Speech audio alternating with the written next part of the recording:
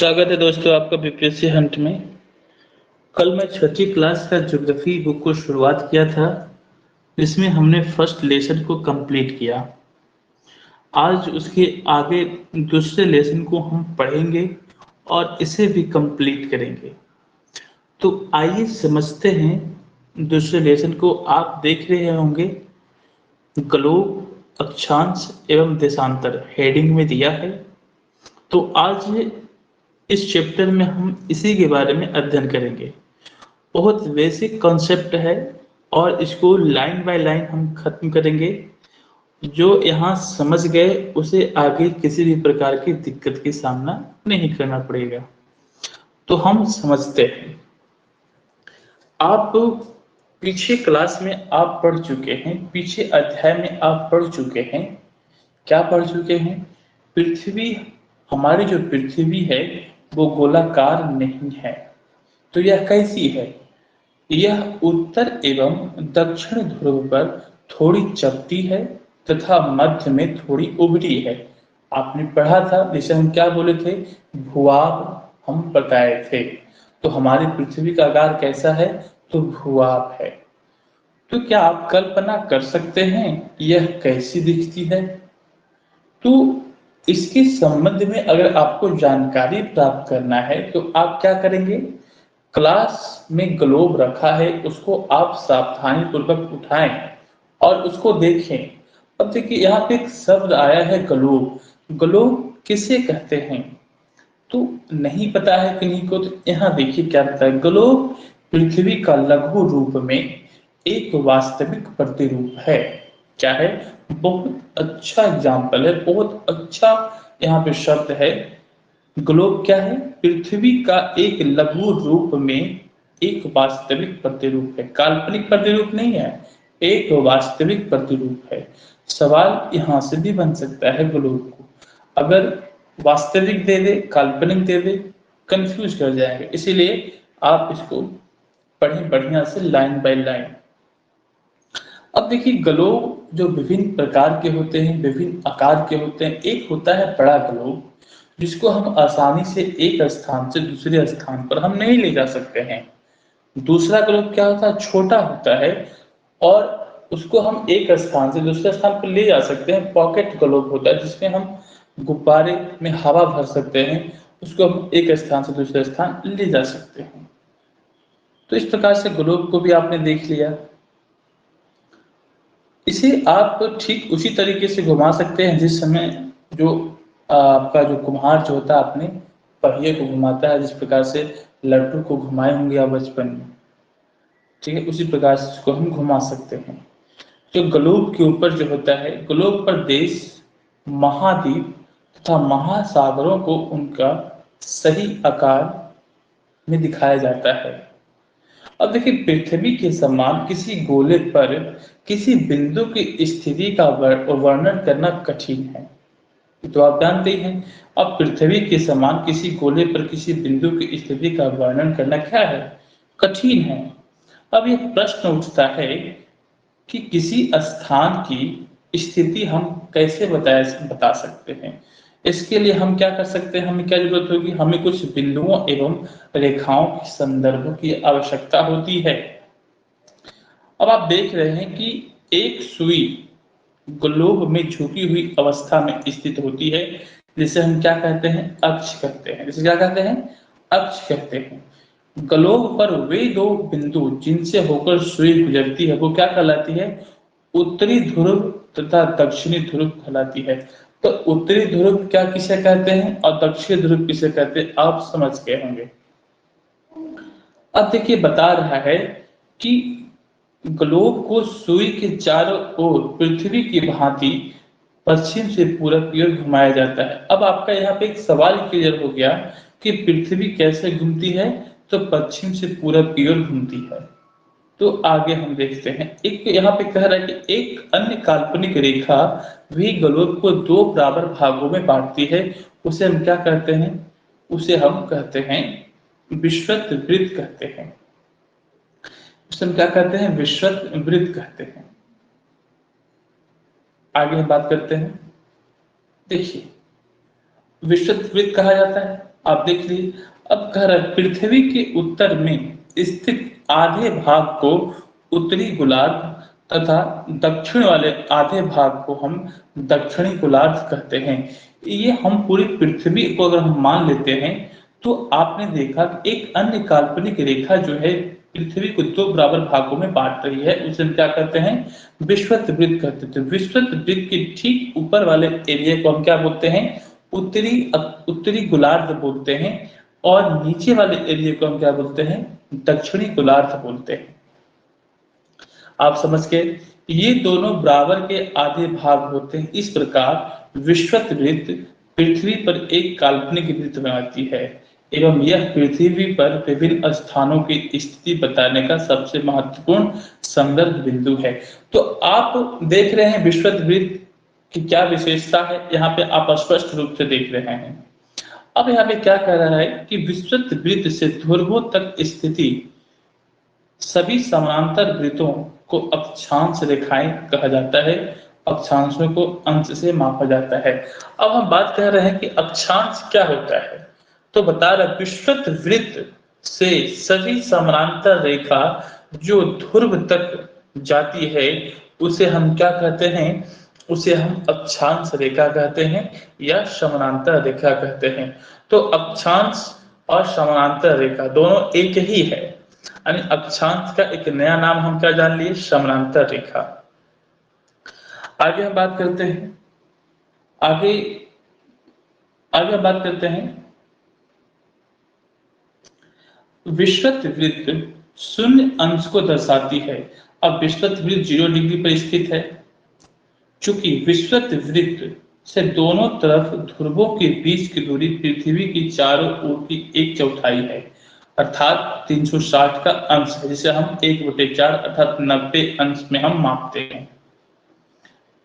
कह रहा इस प्रकार विषुवत वृत्त के उत्तर के सभी समानांतर रेखाओं को उत्तरी अक्षांश कहा जाता है तथा विषुवत वृत्त के दक्षिण स्थित सभी समानांतर रेखाओं को हम क्या कहते हैं, दक्षिणी अक्षांश कहते हैं।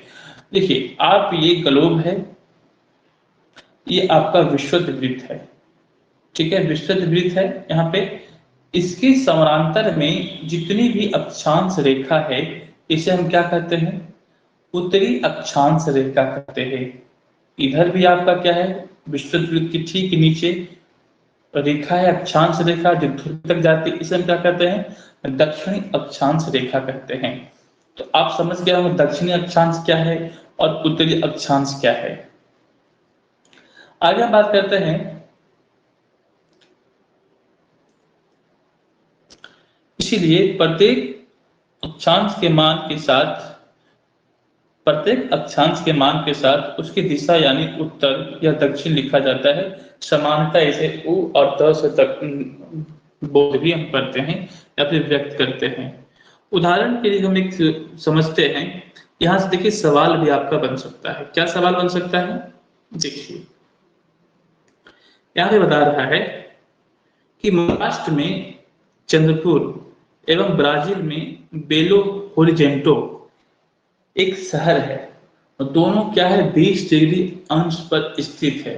पर फर्क क्या है, जो आपका महाराष्ट्र का जो चंद्रपुर का जो एरिया है वो उत्तरी अक्षांश पर स्थित है और जो ब्राजील का जो शहर है बेलो होरिजेंटे वो आपका 20 डिग्री अक्षांश जो है वो दक्षिणी अक्षांश पर स्थित है। तो सवाल बन सकता है कि कौन सा दोनों शहर उत्तरी अक्षांश और दक्षिणी अक्षांश का समान मान रखता है। इस प्रकार से आपका सवाल यहां बन सकता है। आगे देखते हैं। अब देखिए महत्व, इस फिगर को हम समझ लेते हैं ताकि इसको हम आगे हम डिस्कस करेंगे, इसको हम समझा देते हैं यहीं पे, तो आगे हम फिर बैक नहीं करेंगे, फिगर को यहीं पे समझिए। देखिए आप ये क्या देख रहे हैं, विषुवत वृत्त देख रहे हैं जो पृथ्वी को क्या कर रही है, 2 बराबर भाग में बांट रही है, स्पष्ट आपको दिखाई दे रही है। अब यहाँ पे कह रहा है कि 23.5 डिग्री कर्क रेखा और 23.5 डिग्री मकर रेखा के बीच में सूर्य जो होता है वर्ष में एक बार किसी भी अक्षांश के ऊपर स्थित होती है, शीर्ष के ऊपर होती है। तो इस क्षेत्र में उष्मा प्रकाश जो होता है ज्यादा होता है। तो इस क्षेत्र को हम ज्यादा गर्मी पड़ती है, तो इस क्षेत्र को हम क्या कहते हैं, उष्णकटिबंधीय क्षेत्र बोलते हैं। तो उष्णकटिबंधीय क्षेत्र किसे कहते हैं, कर्क रेखा और मकर रेखा के बीच के क्षेत्र को हम क्या कहते हैं, उष्णकटिबंधीय क्षेत्र हम कहते हैं।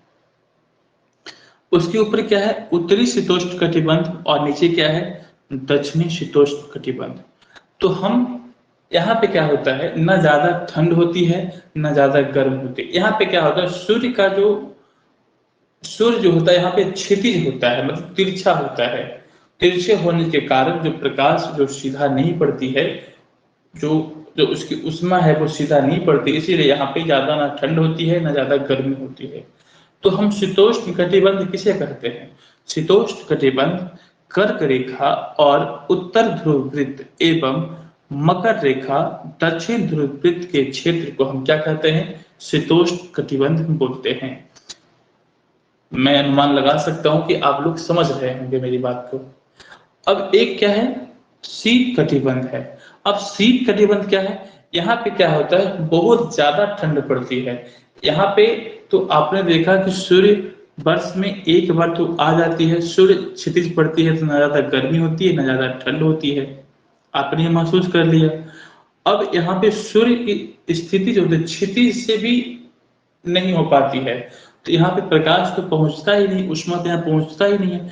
तो इस प्रकार यहाँ पे शीत ठंड ज्यादा होती है, तो इसको हम क्या बोलते हैं, शीत कटिबंध। शीत कटिबंध कैसे कहते हैं, उत्तर ध्रुव वृत्त तथा उत्तर ध्रुव एवं दक्षिणी ध्रुव वृत्त एवं दक्षिणी ध्रुव के क्षेत्र को हम क्या बोलते हैं, शीत कटिबंध हम बोलते हैं। तो मैं अनुमान लगा लिया कि आप लोग समझ गए होंगे। चलिए आगे हम बढ़ते हैं। नहीं समझ में आएगा तो कमेंट कर दीजिएगा, मैं इसको फिर से समझा दूंगा नेक्स्ट वीडियो में। अब देखिए यहाँ पे बोल रहा है कि महत्वपूर्ण अक्षांश रेखाएं। महत्वपूर्ण अक्षांश रेखाएं कौन सा है आपका, एक तो आपका विषुववृत्त है और उत्तर ध्रुव है और दक्षिण ध्रुव है। इसके अतिरिक्त 4 महत्वपूर्ण और है, कौन कौन, एक आपका कौन सा है, कर्क रेखा हो गया, एक मकर रेखा हो गया, एक आपका उत्तर ध्रुव वृत्त हो गया, दूसरा क्या हो गया, तीसरा ने बता दें, चौथा क्या है, दक्षिणी ध्रुव वृत्त हो गया। तो 4 प्रकार के आपने यहाँ पे पढ़ लिया, 4 अतिरिक्त पढ़ लिया और महत्वपूर्ण अक्षांश रेखाएं भी पढ़ लिया आपने। आगे हम देखते हैं यहाँ पे क्या बता रहा है। देखिए मैंने क्या बताया, उत्तरी गोलार्ध कर्क रेखा में स्थित है 23.5 डिग्री, दक्षिणी गोलार्ध में मकर रेखा 23.5 डिग्री दक्षिण में, विषुववृत्त के 66.5 डिग्री पे क्या है, उत्तर ध्रुव वृत्त जो मैंने बताया, दक्षिण ध्रुव वृत्त 66.5 डिग्री जो विषुववृत्त के दक्षिण में स्थित है। जो मैंने अभी आपको फिगर में समझाया था वहां पे ताप कटिबंध को, अभी मैं उसको पढ़ के यहाँ पे आपको समझा देता हूँ, ताकि जो मैंने अभी समझाया है वो आप यहाँ पे लिखा हुआ, आप इसको अपनी भाषा में इसको नोट्स आप बना लेंगे। कर्क रेखा एवं मकर रेखा के बीच के सभी अक्षांशों पर सूर्य वर्ष में एक बार दोपहर से ठीक के ऊपर होता है, इसीलिए इस क्षेत्र में सबसे अधिक उष्मा प्राप्त होती है तथा इसे उष्णकटिबंध कहा जाता है। तो ताप कटिबंध में पहला आपने पढ़ लिया, उष्णकटिबंध किसे कहते हैं, कर्क रेखा और मकर रेखा के बीच सभी अक्षांशों पर सूर्य वर्ष में एक बार दोपहर में सिर के ठीक ऊपर होता है, इसीलिए इस क्षेत्र में सबसे अधिक उष्मा होती है, इसे क्या करते हैं, उष्णकटिबंध कहते हैं। पहला, कर्क रेखा तथा मकर रेखा के बाद किसी भी अक्षांश पर दोपहर का सूर्य कभी भी सिर के ऊपर नहीं होता है, ध्रुव की तरफ सूर्य की किरणें तिरछे होती जाती है। इस प्रकार उत्तरी गोलार्ध में कर्क रेखा एवं उत्तर ध्रुव वृत्त, दक्षिणी गोलार्ध में मकर रेखा और दक्षिण ध्रुव के बीच वाले क्षेत्र के तापमान मध्यम रहता है, न ज्यादा ठंड होती है न ज्यादा गर्मी होती है, इसीलिए इन्हें क्या कहते हैं, शीतोष्ण कटिबंध कहा जाता है। आगे हम देखते हैं, अब क्या बता रहा है कि उत्तरी गोलार्ध में उत्तर ध्रुव वृत्त, उत्तरी गोलार्ध में उत्तरी ध्रुव वृत्त और उत्तरी ध्रुव तथा दक्षिणी गोलार्ध में दक्षिण ध्रुव वृत्त और दक्षिण ध्रुव के बीच के क्षेत्र में ठंड बहुत होती है, क्योंकि यहाँ सूर्य क्षितिज से ज्यादा ऊपर नहीं आ पाता, इसीलिए ये शीत कटिबंध कहलाते हैं। तो मैंने जो फिगर में बताया है, आप वहां पे यहाँ पे आने से पहले ही मैंने आपको फिगर में समझा दिया है, आप उसको एक बार फिगर को फिर से आप देख लेंगे। तो हम बात करते हैं देशांतर क्या है। अक्षांश आप समझ गए होंगे, अक्षांश से आप ताप कटिबंध का पता लगाए और देशांतर से आप समय का पता लगाते हैं कि कहाँ पे कितना बज रहा है और क्या इससे हम इसकी विशेषता है, आगे हम पढ़ते हैं। फिर किसी स्थान के स्थिति को बताने के उस स्थान के अक्षांश के अतिरिक्त हमें कुछ और जानकारियों की आवश्यकता होती है। आप देखते हैं कि प्रशांत महासागर में स्थित क्या है, टोंगा द्वीप है, और हिंद महासागर में स्थित मॉरिशस द्वीप है, जो एक ही अक्षांश पर स्थित है। देखिए यहाँ पे क्या है कि यहाँ पे क्या है, प्रशांत, ये हम ग्लोब बना दिए, ये आपका विषुववृत्त है, यहाँ प्रशांत महासागर है, यहाँ पे आपका हिंद महासागर, यहाँ पे टोंगा द्वीप है, और यहाँ पे क्या है, मॉरिशस द्वीप है। दोनों 20 डिग्री दक्षिणी अक्षांश पर स्थित है। उनकी सही स्थिति जानने के लिए यह पता करना होगा कि उत्तर ध्रुव को दक्षिणी ध्रुव से जोड़ने वाली संदर्भ रेखा से पूर्व या पश्चिम की ओर इन स्थानों की दूरी कितनी है। इन संदर्भ रेखाओं को देशांतरीय और याम्योत्तर रेखा भी कहते हैं। तो देशांतर का भी हमने दो नाम जान लिया, कौन कौन सा, एक देशांतर रेखा और दूसरा याम्योत्तर रेखा। अब हम बात करते हैं, अब जो देशांतर रेखा जो होता है ये कैसा होता है, ये अर्धवृत्त होते हैं, और जो आपका अक्षांश जो होता है वो संपूर्ण वृत्त बनाता है। भले हम ग्लोब को में एक भाग से देखेंगे तो पता नहीं चलेगा, आप उसको घुमा करके आप देखेंगे तो आप देख पाएंगे कि जो आपका जो अक्षांश है वो संपूर्ण गोलाकार है, और जो आपका जो देशांतर जो है वो अर्धवृत्त बनाते हैं, आधा गोला ही बनाते हैं, अर्धवृत्त रेखाएं भी कह सकते हैं। तथा उनके बीच की दूरी, किसके बीच की दूरी, देशांतर के बीच की दूरी ध्रुव की तरफ बढ़ने पर घटती जाती है। जो देशांतर जो होता है, देखिए मैं समझाता हूं, देखिए यहाँ पे क्या कह रहा है कि जो आपका देशांतर, ये आपका क्या है, ग्लोब है, ये क्या है आपका ग्लोब है, यहाँ पे देख लीजिएगा, यहाँ पे आपका क्या है, ग्लोब है, ठीक है। जब आपको आपका देशांतर है, जब आप इस प्रकार से जब बढ़ेंगे तो क्या बता रहा है कि अर्धवृत्त हैं, उनके बीच की दूरी, इनके बीच की देशांतर के बीच की दूरी ध्रुव की तरफ बढ़ने पर घटती जाती है। याद रखिएगा, स्टेटमेंट में पूछ सकता है, इस प्रकार का सवाल आ सकता है स्टेटमेंट में कि जो आपका देशांतर रेखा जो होता है ध्रुव की ओर बढ़ने पर उनके बीच की दूरी घटती है या फिर बढ़ती है, तो क्या है, यहाँ पे घटती जाती है एवं ध्रुवों पर शून्य हो जाती है, जहां सभी देशांतरे यामांतर आपस में मिलती है। आगे हम बात करते हैं, बता रहा है अक्षांश रेखाओं से भिन्न सभी देशांतरीय याम्योत्तर की लंबाई समान होती है, इसीलिए इन्हें मुख्य संख्याओं में व्यक्त करना कठिन था। अब क्या बता रहा है कि अक्षांश जो है आपका रेखाओं से भिन्न, अक्षांश रेखाओं से भिन्न सभी देशांतरीय याम्योत्तर की लंबाई समान होती है। देखिए अब यहाँ पे क्या बता रहा है कि जो आपका अक्षांश जो होता है वो ध्रुव की तरफ जाती है, तो वो अक्षांश की आकार जो होता है वो घटता है, परंतु ये जो आपका देशांतरीय जो याम्योत्तर जो रेखा होता है उसकी लंबाई ध्रुव की तरफ जाने पे समान रहती है, बीच की दूरी घटती है, जो लंबाई होती है वो समान होती है। इसीलिए क्या हुआ, इसीलिए इन्हें सिर्फ मुख्य संख्याओं में व्यक्त करने में कठिन था। तभी सभी देशों ने निश्चय किया कि ग्रीनविच कहाँ पड़ता है, लंदन में पड़ता है, जहां ब्रिटिश राजकीय वेधशाला स्थित है। वहां से गुजरने वाले याम्योत्तर से पूर्व और पश्चिम की ओर गिनती शुरू की जाए तो इस याम्योत्तर को प्रमुख याम्योत्तर मान लेंगे हम, जो कितना होगा, 0 डिग्री प्रमुख याम्योत्तर रेखा हो। तो आप समझ रहे होंगे क्या यहाँ पे कह रहा है, कह रहा है कि इसका मान कितना होगा, 0 डिग्री देशांतर होगा। तो प्रमुख याम्योत्तर किसे कहते हैं, तो 0 डिग्री देशांतर को हम प्रमुख याम्योत्तर कहते हैं। तथा यहां से हम 180 डिग्री पूरब तथा 180 डिग्री पश्चिम तक गणना करते हैं। प्रमुख याम्योत्तर तथा 180 याम्योत्तर मिलकर पृथ्वी को दो समान भागों में पूर्वी गोलार्ध तथा पश्चिमी गोलार्ध में बांटते हैं। तो देखिए अभी हम कुछ देर पहले पढ़े कि विश्वविद जो है आपका दो भाग में बांटती है, उत्तरी गोलार्ध और पूर्वी गोलार्ध।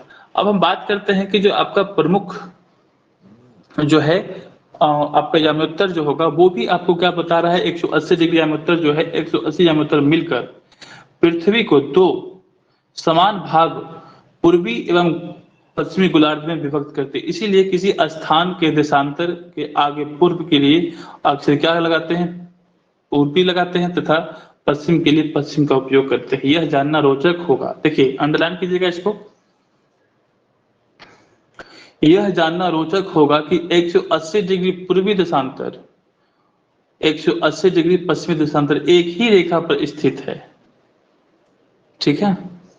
अब गोलोक और अक्षांश रेखाओं एवं देशांतरी याम्योत्तर के द्वारा बनी ग्रिड को देखिए। अब देखिए ग्रिड क्या होता है, तो ग्रिड क्या होता है, तो आप इस प्रकार से जाला देख रहे हैं, इस प्रकार से जो जाला देख रहे हैं अक्षांश और देशांतर का, उसे हम क्या कहते हैं, उसे हम ग्रिड कहते हैं। तो ग्रिड क्या कहते हैं, किसे कहते हैं, ग्लोब के ऊपर अक्षांश एवं देशांतर की जो जाला दिखाई देती है उसे हम क्या कहते हैं, ग्रिड कहते हैं।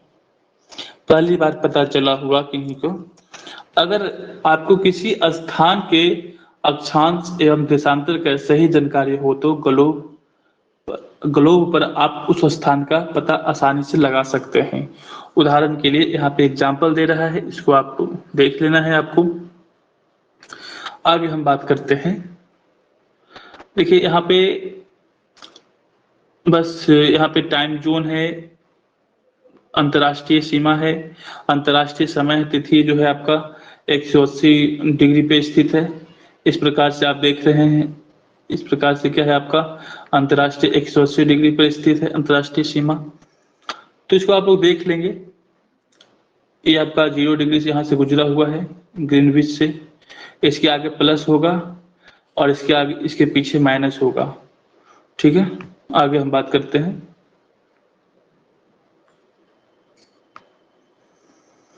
देशांतर और समय। देखिए देशांतर से हम समय मापते हैं। क्या मापते हैं, देशांतर से हम समय मापते हैं। तो गौर कीजिएगा यहाँ पे देशांतर और समय को मापने का सबसे अच्छा साधन क्या है, पृथ्वी, चंद्रमा एवं ग्रहों की गति है। गौर कीजिएगा यहाँ पे समय को मापने का सबसे अच्छा साधन कौन सा है, पृथ्वी, चंद्रमा एवं ग्रहों की गति है। सूर्योदय एवं सूर्यास्त प्रतिदिन होता है, अतः स्वाभाविक ही है कि यह पूरे विश्व में समय निर्धारण का सबसे अच्छा साधन है। स्थानीय समय का अनुमान। अब देखिए स्थानीय समय का अनुमान हम कैसे लगाते हैं। देखिए स्थानीय समय का अनुमान सूर्य के द्वारा बनने वाली परछाई से लगाया जा सकता है, जो दोपहर में सबसे छोटी एवं सूर्योदय तथा सूर्यास्त के सबसे लंबी होती है। स्थानीय समय और मानक समय आप जानते होंगे। स्थानीय समय क्या होता है और मानक समय क्या होता है। मानक समय हम मानते हैं किसी एंगल को, हम समझेंगे आगे कि मानक समय हम क्यों मानते हैं। स्थानीय समय किसे कहते हैं, स्थानीय समय का अनुमान सूर्य के द्वारा बनने वाली परछाई से लगाया जा सकता है, जो दोपहर में सबसे छोटी एवं सूर्योदय तथा सूर्यास्त के समय सबसे लंबी बनती है। ग्रीनविच पर स्थित प्रमुख याम्योत्तर पर सूर्य जिस समय आकाश के सबसे ऊंचे बिंदु पर होगा उस समय जो है याम्योत्तर पर स्थित सभी स्थानों पर दोपहर होगी। इस प्रकार से आप इसको देखेंगे। अब यहाँ पे क्या कह रहा है, देखिए पृथ्वी लगभग जो है 24 घंटे में अपने अक्ष में 24 घंटे में अपने अक्ष 360 डिग्री घूमती है। तो पृथ्वी जो है 24 घंटा में 360 डिग्री घूम जाती है, 360 डिग्री घूमती है। तो अब 1 घंटे में कितना डिग्री घूमेगी, 15 मिनट, 15 डिग्री घूमेगी। 1 घंटे में पृथ्वी कितना घूमेगी, 15 मिनट घूमेगी। तो 4 मिनट में कितना घूमेगी, 1 डिग्री। तो पृथ्वी को 1 डिग्री घूमने में कितना मिनट लगता है, 4 मिनट। 15 डिग्री घूमने में कितना मिनट लगता है, कितना घंटा लगता है, 1 घंटा। 360 डिग्री घूमने में 24 घंटा लगता है। तो यहाँ बता रहा है वह 1 घंटे में 15 डिग्री और 4 मिनट में 1 डिग्री घूमते। इस प्रकार जब ग्रीनविच में दोपहर के 12 बज रहे होंगे, तो इससे एक बात बताइए, जब लंदन में 12 बजेगा तो हमारे यहाँ कितना बजेगा? लंदन में अगर 12 बजता है तो हमारे यहाँ कितना बजेगा? 5:30 बजेगा। क्यों 5:30 बजेगा? क्योंकि हम ग्रीनविच से हम आगे हैं कितना? 5.5 घंटा आगे हैं। क्यों आगे हैं? क्योंकि भारत का जो मानक समय है कितना है? 82.5 डिग्री है, हम माने हैं। तो हम देखेंगे कभी जब स्टैंडर्ड बुक पे हम देखेंगे, हम यही समझाने का प्रयास करेंगे। लास्ट में हम एक कंक्लूजन निकाल करके हम आपको देंगे, अभी जस्ट 5 मिनट में हम बताते हैं। देखिए, आगे हम बात करते हैं। ग्रीनविच में दोपहर के 12 बजते हैं, तो तब ग्रीनविच से 15 डिग्री पूरब में कितना बचेगा? देखिए, हम इस प्रकार से हम क्या मान के चल रहे हैं? ये आपका ग्रीनविच है, यहाँ से हम भारत की इधर इधर प्लस होता है, इधर आपका माइनस होता है। जब आप 15 डिग्री बढ़ते हैं तो आप 1 घंटा बढ़ गए। जब 15 डिग्री बढ़ेंगे तो अब बता रहा है कि जब ग्रीनविच यहाँ 12 बज रहा है, तो 15 डिग्री पे आप जब पूरब की ओर बढ़ेंगे तो कितना बजेगा? वही यहाँ पे कह रहा है। अर्थात ग्रीनविच के समय से 1 घंटा आगे, अर्थात वहां दोपहर का 1 बजा होगा। समझ में आ गया? लेकिन ग्रीनविच से 15 डिग्री पश्चिम के समय ग्रीनविच समय का 1 घंटा पीछे होगा, यानी सुबह का वहां 11 बज रहा होगा। इसी प्रकार जब ग्रीनविच पर दोपहर के 12 बजे होंगे, तो उस समय 180 डिग्री पर मध्य रात्रि होगा। 180 डिग्री बराबर मतलब 12 घंटा।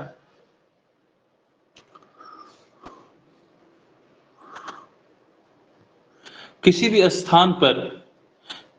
स्थान पर जब सूर्य आकाश में अपने उच्चतम बिंदु पर होता है दोपहर में, उस समय घड़ी में 12 बजते हैं। किसी भी स्थान पर जब सूर्य आकाश में अपने उच्चतम बिंदु पर होता है दोपहर में, उस समय घड़ी में दिन के 12 बजते हैं। इस प्रकार घड़ी के द्वारा दिखाया गया समय उस स्थान को स्थानीय समय होगा। आप देख सकते हैं कि दिए गए देशांतरी याम्योत्तर का सभी स्थान समान है। देखिए, मैंने आपसे क्या कहा था, थोड़ा इसको समझने का प्रयास कीजिए कि ये हमारा क्या है? ग्लोब है। ये हमारा देशांतर रेखा है, ये 0 डिग्री है। हम भारत यहाँ पे है, भारत यहाँ है, तो भारत का जो मानक समय है कितना है? 82.5 डिग्री है। 82.5 डिग्री है ना? तो अगर यहाँ 12 बजेगा तो यहाँ कितना बजेगा भारत में? शाम का 5:30 बजेगा। अब कैसे? तो आप जानते हैं कि पृथ्वी जो है 1 डिग्री घूमने में 4 मिनट का समय लेती है। पृथ्वी जो है 1 डिग्री घूमने में 4 मिनट का समय लेती है। तो उसी प्रकार से 15 डिग्री घूमेगी तो 15 चौके 60 हुआ ना? तो हम कितना डिग्री आगे हैं? 0 से अगर हम 82 डिग्री के आते हैं तो 15 से हम कैलकुलेट करते आएंगे 82 तक, तो आपका कितना हो जाएगा? 5.5 घंटा हो जाएगा। ठीक है, आगे हम बात करते हैं।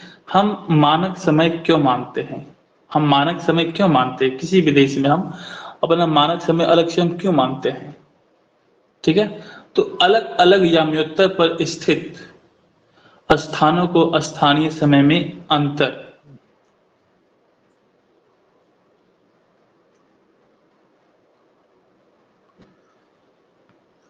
होता है। उदाहरण के लिए बहुत से देशांतरों से होकर गुजरने वाली रेलगाड़ियों के लिए समय सारणी तैयार करना कठिन होगा। देखिए, एक बात बताते हैं। तो अभी आपने क्या देखा? प्लस इधर माइनस, बीच में क्या होता है? अगर कोई व्यक्ति इधर से अगर हम जाएंगे इधर, तो आपको क्या लगेगा? समय ज्यादा लगेगा। इधर से अगर हम जाते हैं तो समय बहुत कम लगेगा, क्योंकि ऐसा महसूस होगा। इसीलिए हम मानक समय मानते हैं। मानक समय क्यों मानते हैं मैं आपको बता रहा हूं। मैं एक अच्छे से अभी कंक्लूजन शुरू से लेकर लास्ट तक मैं आपको दूंगा, आप उसे ध्यान से सुनेंगे। बता रहा है कि भारत में गुजरात के द्वारका तथा असम में डिब्रूगढ़ स्थान स्थानीय समय में लगभग 1 घंटा 45 मिनट का अंतर होगा। इसीलिए यह आवश्यक है कि देश के मध्य भाग से होकर गुजरने वाले किसी याम्योत्तर को स्थानीय समय का देश का मानक समय माना जाए। इस याम्योत्तर रेखा के समय स्थानीय समय को पूरे देश का मानक समय माना जाता है। भारत में 82.5 डिग्री का मानक याम्योत्तर माना गया है। तो अब बताइए ग्रीनविच से कितना ये आगे है? 82.5, 0 से 82.5 है। 82.5 डिग्री आगे तो यानी 5.5 घंटा हम लोग आगे हैं लंदन से। ठीक है, अगर मान लेते हैं कि लंदन में वहां पे 2 बजे मैच शुरुआत होती है दोपहर में, 2 बजे सुबह दोपहर में शुरुआत होती है, तो हम लोग कितना बजे देख पाएंगे उसको? यहाँ पे 7:30 बजे। वहां 2 बज रही होगी तो यहाँ पे हम 7:30 बजे हम देखेंगे। याम्योत्तर के स्थानीय समय पर पूरे देश का मानक समय माना जाता है। इसे भारतीय मानक समय के नाम से जानते हैं। ठीक है, अब यहाँ पे एक एग्जाम्पल दे रहा है। देखिए यहाँ पर भारत के पूरब ग्रीनविच पूरब 82.5 डिग्री पूरब में स्थित है। तो यहाँ के समय ग्रीनविच से 5.5 घंटा यानी 5 घंटा 30 मिनट आगे। इसीलिए जब लंदन में दोपहर के 2 बजे होंगे तो भारत में 7:30 बजे होंगे। तो कुछ देशों का देशांतरीय विस्तार अधिक होता है, जैसे रूस है, जिसके कारण वहाँ एक से अधिक मानक समय अपनाए गए हैं। उदाहरण के लिए रूस में 11 मानकों को समय अपनाया गया है। पृथ्वी को एक छोटे एकक घंटे वाले 24 घंटे क्षेत्र में बांटा गया। इस प्रकार प्रत्येक समय क्षेत्र 15 देशांतर तक क्षेत्र को घेरता है। इस लेसन को मैंने कंप्लीट किया। मैं फिर से इसको मैं बता देता हूँ कि हमने क्या पढ़ा इस लेसन में। देखिएगा, मैं आप लोग गौर से सुनिएगा, मैं बोलता जाता हूँ। मैंने क्या कहा? ग्लोब। ग्लोब को मैंने पढ़ा। ग्लोब क्या होता है? पृथ्वी का एक छोटा सा मॉडल होता है। इस पर हम ग्लोब 3 प्रकार के होते हैं, बड़ा, छोटा, जिसे हम एक स्थान से दूसरे स्थान से नहीं ले जा सकते हैं। दूसरा क्या है कि हम एक स्थान से दूसरे स्थान तक हम इसको ले जा सकते हैं। आगे हम बात करते हैं ग्लोब के ऊपर जो लाइनें होती है वो किस प्रकार से होती है। ऊर्ध्वाधर होती है और क्षैतिज होती है। जिसे आप किस नाम जानते हैं? अक्षांश और देशांतर के नाम से आप जानते हैं। हमने ये पढ़ा। आगे इसके बाद क्या पढ़ा कि अक्षांश जो होता है वो पूर्ण वृत्त बनाती है। अक्षांश क्या होता है? वो पूर्ण वृत्त बनाती है। इसलिए हम इसे क्या कहते हैं? अक्षांशीय रेखाओं को भी कहते हैं या फिर अक्षांशीय वृत्त भी कहते हैं। अब देशांतर जो है आपका ये अर्धवृत्त बनाती है। इसलिए इसे हम क्या कहते हैं? देशांतर रेखा भी कहते हैं या ऐसे देशांतर अर्धवृत्त भी कहते हैं। तो मैंने इसको बताया, हमने ये भी पढ़ा। जो आपका जो विषुवत वृत्त है वो काल्पनिक रेखा है। वो क्या करते हैं? पृथ्वी को 2 बराबर भागों में बांटती है, यानी ग्लोब को 2 बराबर भागों में बांटती है। कौन कौन? उत्तरी गोलार्ध और दक्षिणी गोलार्ध। उत्तरी गोलार्ध कहाँ पे? विषुवत वृत्त के ऊपर अर्थात उत्तर में। दक्षिणी गोलार्ध विषुवत वृत्त के ठीक नीचे दक्षिणी गोलार्ध में। मैंने पढ़ा।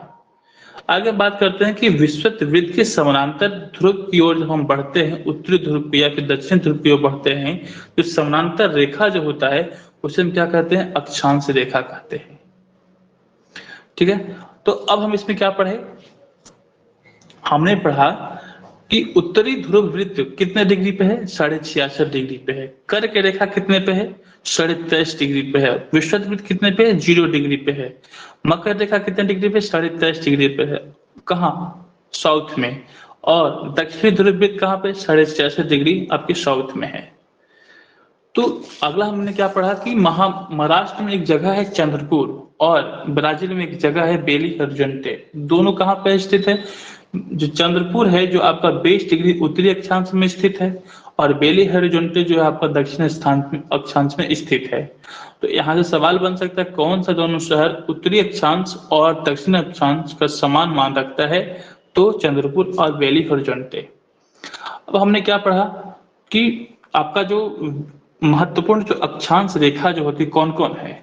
तो उत्तरी ध्रुव जो आपका 90 डिग्री पे है, उत्तरी ध्रुव वृत्त जो आपका 66.5 डिग्री पे है, कर्क रेखा जो आपका 67.5 डिग्री कहाँ पे है? सॉरी 23.5 डिग्री कहाँ पे? नॉर्थ में है। विषुवत वृत्त आपका 0 डिग्री पे। मकर रेखा 23.5 डिग्री साउथ में पड़ता है। दक्षिण ध्रुव वृत्त जो आपने क्या पढ़ा? 66.5 डिग्री साउथ में है और दक्षिण ध्रुव कहाँ पे है? 90 डिग्री साउथ में है। तो मैंने ये पढ़ा। आगे हमने क्या पढ़ा? पृथ्वी के ताप कटिबंध। तो हमने क्या पढ़ा कि कर्क रेखा और मकर रेखा के बीच में जितने भी अक्षांश हैं वर्ष में सूर्य जो है एक बार ठीक सिर के ऊपर होता है, यहाँ पे उष्मा ज्यादा होता है, इसीलिए हम इस क्षेत्र को क्या कहते हैं, उष्ण कटिबंध कहते हैं। तो उष्ण कटिबंध किसे कहते हैं, कर्क रेखा और मकर रेखा के क्षेत्र के एरिया को हम क्या बोलते हैं, उष्ण कटिबंध बोलते हैं। शीतोष्ण कटिबंध किसे बोलते हैं, शीतोष्ण कटिबंध कर्क रेखा और उत्तर ध्रुव वृत्त और मकर रेखा तथा दक्षिण ध्रुव वृत्त के क्षेत्र को हम क्या बोलते हैं, शीतोष्ण कटिबंध कहते हैं। यहाँ पे ना ज्यादा ठंड होती है ना ज्यादा गर्मी होती है। उसके बाद हमने क्या पढ़ा, शीत कटिबंध। शीत कटिबंध में क्या है कि दक्षिणी ध्रुव वृत्त और दक्षिणी ध्रुव के मध्य का क्षेत्र एवं उत्तरी ध्रुव वृत्त तथा उत्तर ध्रुव के बीच के क्षेत्र को क्या कहते हैं, शीत कटिबंध कहते हैं। यहाँ पे ठंड बहुत ज्यादा पड़ती है। तो ताप कटिबंध, तो ताप कटिबंध कितने प्रकार के होते हैं, 3 प्रकार के, उष्ण कटिबंध, शीतोष्ण कटिबंध और शीत कटिबंध। देशांतर क्या होता है, मैंने ये पढ़ा है ना। देशांतर को हम याम्योत्तर के बीच नाम से जानते हैं। देखिए सभी देशांतरीय रेखा जो होती है वो ध्रुव की ओर जाने पर क्या होती है, कम होती है, लेकिन देशांतर की लंबाई समान होती है तथा ध्रुव पर शून्य हो जाती है। तो मैंने बताया भी था सभी देशांतरीय रेखाएं जो ध्रुव की ओर जाएगी तो उसमें क्या कमी होती है, लेकिन जो आपकी जो लंबाई जो होती है उसमें क्या होता है, लंबाई बराबर होती है। विषुववृत्त अक्षांश में क्या होता है, विषुववृत्त सबसे बड़ा वृत्त है, विषुववृत्त जो है सबसे बड़ा वृत्त है। बाकी जो भी अक्षांश जो वृत्त बनाते हैं वो छोटे होते चले जाते हैं, जो ध्रुव की तरफ जाते हैं वो छोटे होते चले जाते हैं। आगे हमने क्या पढ़ा, अक्षांश का उपयोग हम कहाँ करते हैं, तो ताप कटिबंध में हम करते हैं और देशांतर का उपयोग हम समय बताने में करते हैं। स्थानीय समय किसे कहते हैं, उस स्थान पर सूर्य के सापेक्ष पर आपकी परछाई कैसे बन रही है, दोपहर के समय कैसा बन रहा है, शाम के समय कैसा बन रहा है, तो उस दिन क्या कहते हैं, स्थानीय समय कहते हैं। मानक समय क्या होता है, मैं यही बताया था। तो ठीक है, आप यहाँ तक आपने पढ़ लिया। अब थोड़ा सवाल जवाब को हम देख लेते हैं। क्या है,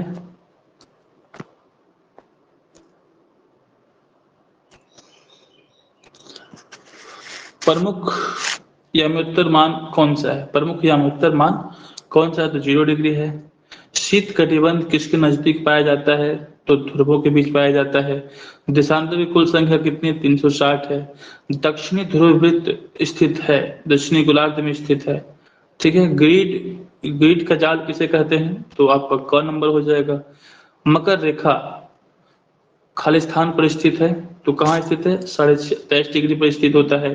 भारत का मानक याम्योत्तर 82.5 डिग्री पर है। 0 डिग्री याम्योत्तर को देशांतरीय के नाम से जानते हैं। देशांतर के बीच की दूरी ध्रुवों की तरफ घटती जाती है। उत्तर ध्रुव वृत्त उत्तरी गोलार्ध में स्थित है। ठीक है, इस प्रकार से मैंने सारे सवालों को मैंने बता दिया है। आगे आप लोग खुद से पढ़ लीजिएगा। ठीक है, मिलते हैं नेक्स्ट वीडियो में। Thank you, bye, take care.